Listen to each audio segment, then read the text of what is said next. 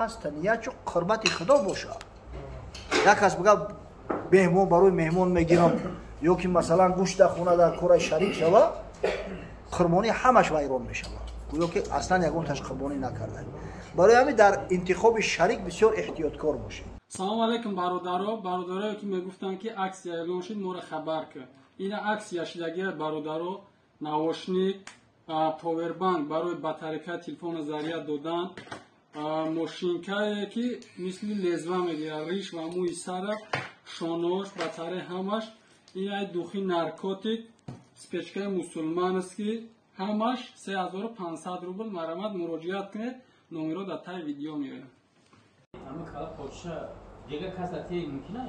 ҳадия кунӣ мумкин аст фақат фурӯхтан мумкин нест ҳадия мумкин ягон мушкил надорад агар ба шарти ҳамн қасоб ҳомиам мекушаку дар ивази корш бигӯям калапочара битум дуруст намешава бояд пули қасоба битӣ не ки агар ба шарте ки пули қасоба додиву бо изофа мақсад ки бо ба хотири дилаш гарм шидана дигар калав почарам битӣ ай пеши худ ягон мушкил надорад.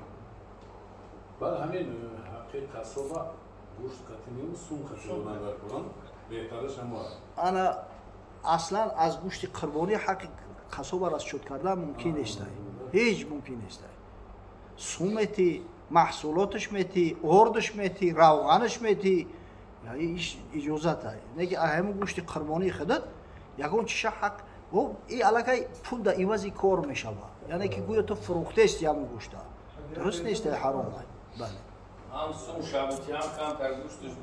ҳадия бутӣ мешава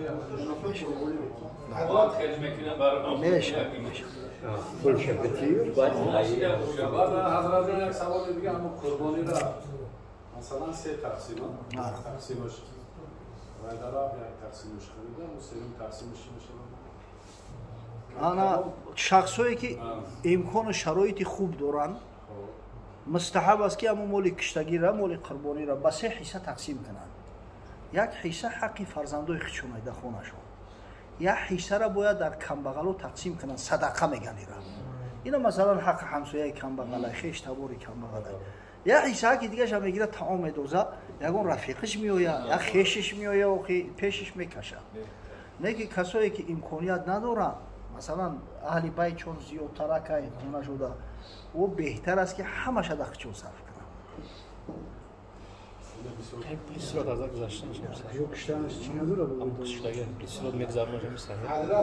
ҳадис аст дар ин масъала ҳазрати расулуллоҳ саллаллоҳу алайҳи ва саллам мегӯяд азиму заҳоёкум фа иннаҳу ала сироти матоёкум ҳамун қурбониётуна калон кунед ки дар болои пули сирот мақсад суворӣ тамом мешавад чорпои суворӣ тамом мешавад ҳадис омадаги дар ин масъала ҳамин дар бештари ҳамун хутбаҳое ки дар рӯзи иди қурбон мехондан пеш ҳамин ҳадис ҳам буд ҳамин азиму заҳоёкум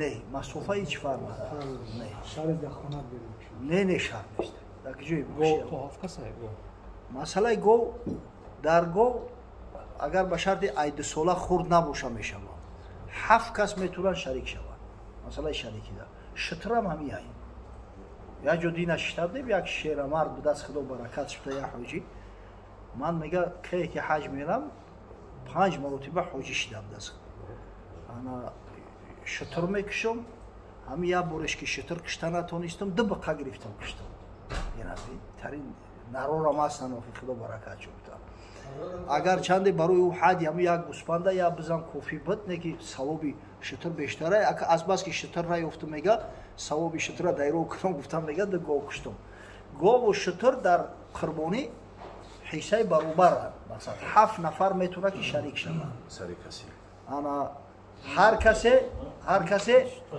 ки шарик мешава ҳиссаш бояд на камтар аз 7 бошад ай 7 ака ба кило тақсимаш мекунанд ё ба нарх ака ба хиёл мекунанд осонтарак ай қиматаш қатъӣ ина масалан гова 7000 харидан 7000 сомонӣ ҳама 7 кас агар шарик шаванд бояд ҳар кас на камтар ай 1000 сомонӣ дар шарик шаванд ё ки ина мисол 2 кас ҳам бошанд фарқ надорад 2 кас ҳам бошанд метавонанд баробар тақсим кунанд метавонанд ки як нафараш ай 7-6 ҳиссаша бигирам, як нафараш ай 7-1 ҳисса.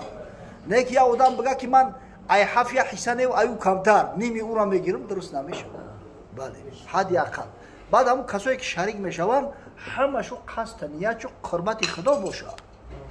як кас бигӯяд меҳмон барои меҳмон мегирам ё ки масалан гӯшта хона дар кораи шарик шава, қурбонӣ ҳамаш вайрон мешавад. гӯё ки аслан ягонташ қурбонӣ накардаем. барои ҳамин дар интихоби шарик бисёр эҳтиёткор бошед. ҳамон касое ки қатъи шумо шарик мешаванд ниятшу қурбати худо бошад бояд дар ҳамон қурбонӣ.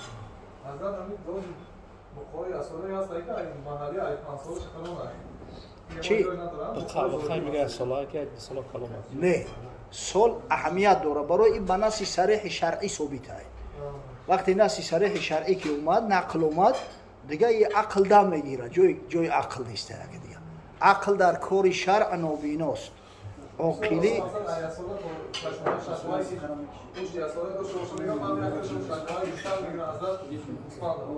مسئله فقط همین مسئله گوسپنده همیرم به حدیث پیغمبر صلی الله علیه و سلم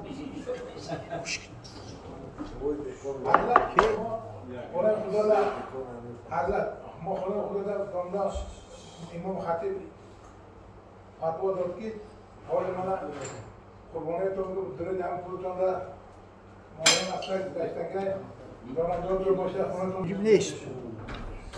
موله که در اونجا همون حاجی ها میکشن ایره حدی میگن هدیه و قربانی نیست. قربانی برای غیر حاجی ها او هدیه از بس که مسافر رای تو زمانی که به وطن بر نگرده قربانی در کلش وجیب نمیشه و حاجی را خیلی البته در خونه اگر فرزندای کلان باشن خودشون با کار و فعالیت داشته باشن صاحب نصاب زکات باشن و ایتری خودشون میکشن ایتری تو نه اما از نام حاجی که در حرمای در اینجا کشتن چی معنی نداره. برکت شما سوال شما جواب شده نه که سوال کوری ماند و خیغاو جیده پارت افته میشه. خدا استوگی برکت سوال به نهایت سوال مهم است.